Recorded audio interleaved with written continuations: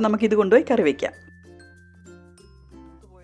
ഇതാണ് നമ്മുടെ ബോട്ടിൽ ഗോഡ് കിടക്കുന്നത്. കാണുമ്പോൾ തന്നെ നല്ല രസമില്ലേ? ബോട്ടിൽ ഗോഡ് നമുക്ക് പറിച്ചെടുക്കാവേ. ഇത് മൂത്ത് പോയെന്ന് എനിക്ക് സംശയം ഉണ്ടാവില്ല. കുറച്ച് സമയമായി കിടക്കാൻ തുടങ്ങിയിട്ട്. പറിക്കാൻ താമസിച്ചു. കുഴപ്പമില്ല തോന്നുന്നു, പറിച്ചെടുക്കാം. ഇത് അടുത്ത് ഒരെണ്ണം നിൽക്കുന്ന ഇത് ഒരു ബോട്ടിൽ ഗാർഡാണ്. ഇതും എനിക്കൊന്ന് മൂത്ത് പോയി കാണുമായിരിക്കും. എന്തായാലും ഇന്ന് പറിച്ചെടുക്കാം നമുക്ക്. പോകുന്നതിന് മുമ്പിൽ ഇതുപോലെ തന്നെ ഒരെണ്ണം കിട്ടിയായിരുന്നു കേട്ടോ. 2 എണ്ണം കിട്ടിയപ്പോൾ നല്ല വലുത് 2 എണ്ണം. ഇത് നമുക്ക് പറിച്ചെടുക്കാം ഇന്ന്. ഇത് ഇവിടെ വേറെ ഒരു ബോട്ടിൽ ഗോഡ് കൂടെ ഉണ്ടായിട്ടുണ്ട്. ഞാൻ കണ്ടില്ലേ കേട്ടോ, ഇപ്പോഴാണ് കാണുന്നത്. ഇത് നമുക്ക് ഇപ്പോൾ തന്നെ പറിച്ചെടുക്കാം. അങ്ങനെയാണെങ്കിൽ അതിനധികം മൂക്കാതെ പറിച്ചെടുത്തെങ്കിലേ ഇതിനൊക്കെ രുചിയുള്ളൂ, അല്ലെങ്കിൽ അതിനൊരു കയ്പ്പ് വരും.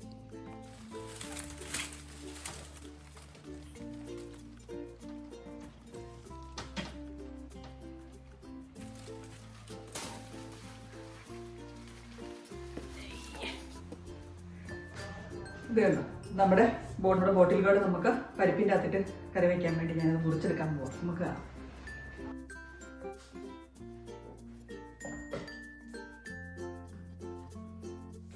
ഇച്ചിരി മൂത്ത് പോയെന്ന് എനിക്ക് സംശയമില്ലാതെ ഇല്ല.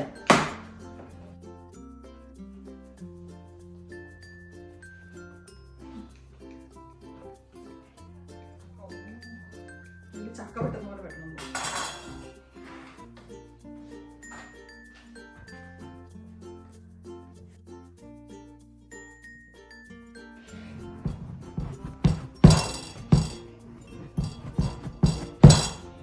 ഇത് ബോട്ടിൽ ഗോഡ് എന്ന് പറയുന്നത് കൊണ്ടേ നമ്മൾ വേണേൽ ബോട്ടിലായിട്ട് നമുക്ക് വാട്ടർ ബോട്ടിലായിട്ടൊക്കെ ഉപയോഗിക്കാൻ പറ്റുമെന്ന് പറയുന്നത്. പക്ഷേ പണ്ടൊക്കെ കള്ളി എത്താൻ വേണ്ടി ഈ കുടുക്കയ്ക്കകത്ത് കള്ളൊക്കെ ചെത്തുമായിരുന്നു.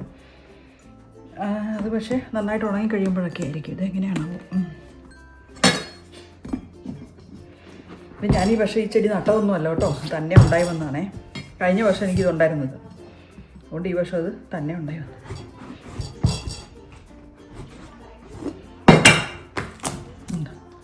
നന്നായിട്ടുണ്ടല്ലേ, നല്ല രസമുണ്ട് കാണാൻ.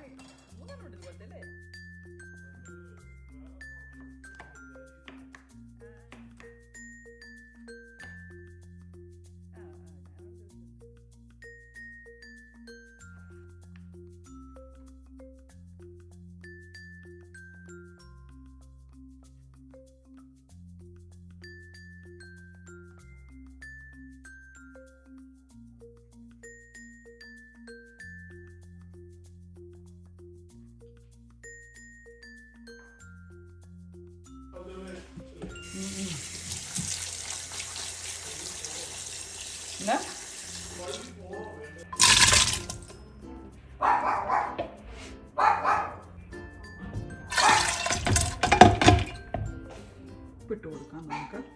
ഞാൻ ബോട്ടിൽ ഗോഡ് മുറിച്ചതും പരിപ്പും ഇട്ട് കൊടുത്തു, ഉപ്പും ഇട്ട് കൊടുത്തു. ഇനി നമ്മൾ ഇട്ട് കൊടുക്കുന്നത് കുറച്ച് മഞ്ഞൾ പൊടിയും കൂടി ഇട്ട് കൊടുക്കും. എന്നിട്ട് നമുക്കിതിനെ വേവിച്ചെടുക്കാം. ഇത് 1 ടീസ്പൂൺ മഞ്ഞൾപ്പൊടി ഇട്ട് കൊടുത്തു. അത് ആവശ്യത്തിന് വെള്ളം ഒഴിച്ച് കൊടുത്തിട്ടുണ്ട്. ഇനി നമുക്ക് ഇതിനെ അങ്ങ് വേവിക്കാം. ഇപ്പോൾ കുക്കറിൽ 2 വിസിലെങ്കിലും അടിക്കണം, ഇത് വേവണമല്ലോ.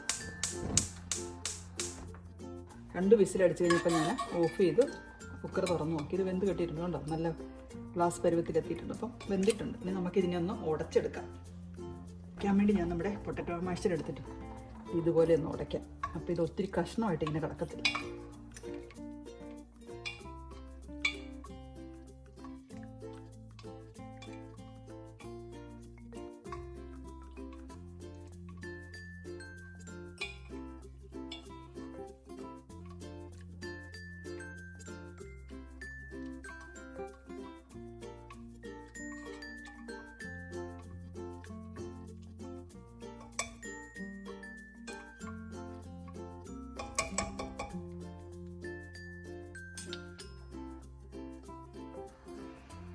ചട്ടി ചൂടായി കഴിയുമ്പോൾ നമുക്ക് എണ്ണ വെച്ച് കൊടുക്കാം.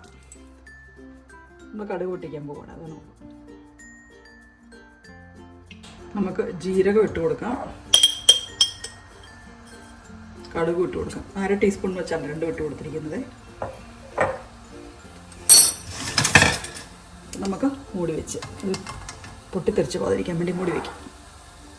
കടുക് പൊട്ടി കഴിയുമ്പോൾ നമുക്ക് ഉള്ളി, വെളുത്തുള്ളി, പച്ചമുളക് ഇത്ര അരിഞ്ഞത് ഇട്ട് കൊടുക്കാം.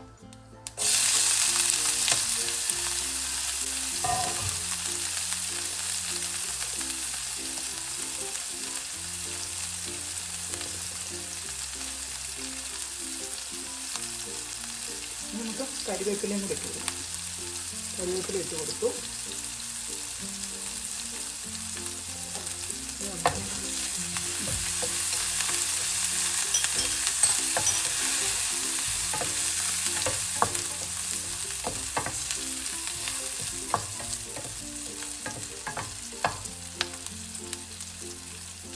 കഴിയുമ്പോൾ നമുക്ക് തക്കാളി ഇട്ട് കൊടുക്കാം.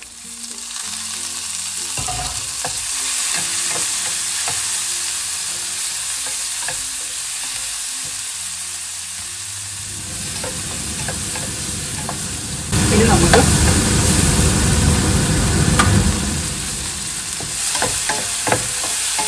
തക്കാളി ഒന്ന് മൂത്ത് കഴിയുമ്പോൾ നമുക്ക് നമ്മുടെ പരിപ്പും ബോട്ടിൽ ഗോഡും കൂടി ഇല്ലാത്തിടാം. ചുരക്കായും കൂടെ ഉള്ളത്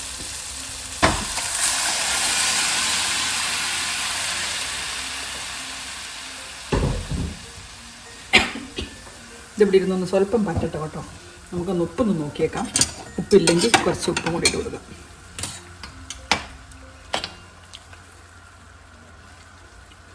കുറച്ച് കുറവ് നമുക്ക് സ്വല്പം ഉപ്പും കൂടി ഇട്ട് കൊടുക്കാം.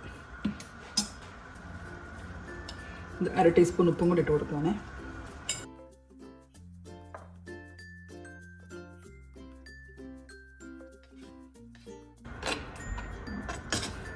നമുക്കത് സ്വല്പം നേരം കൂടി ഇരുന്ന് പറ്റട്ടെ. ഇത് കുറച്ച് വെള്ളം കൂടുതലാണ്.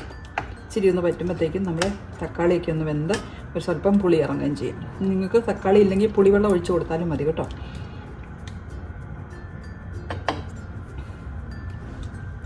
ഉപ്പ് ആവശ്യത്തിന് ഉപ്പൊക്കെ.